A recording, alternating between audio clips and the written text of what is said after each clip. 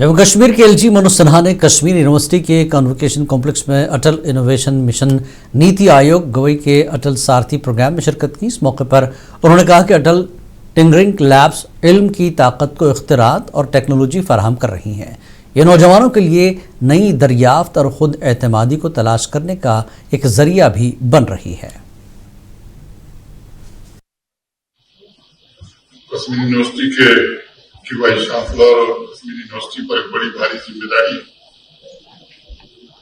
क्या उस जिम्मेदारी के अनुरूप मार्गदर्शन और नेतृत्व प्रदान करके ये सुनिश्चित कर सके ये पूरी जो यात्रा है ये सुरक्षित भी हो और परिणामदायक भी। उसी तरह कश्मीर यूनिवर्सिटी को सुनिश्चित करना होगा कि डुअल पोस्टल मॉडल के माध्यम से जितने भी स्कूल हैं पूरा सपोर्ट टीचर्स की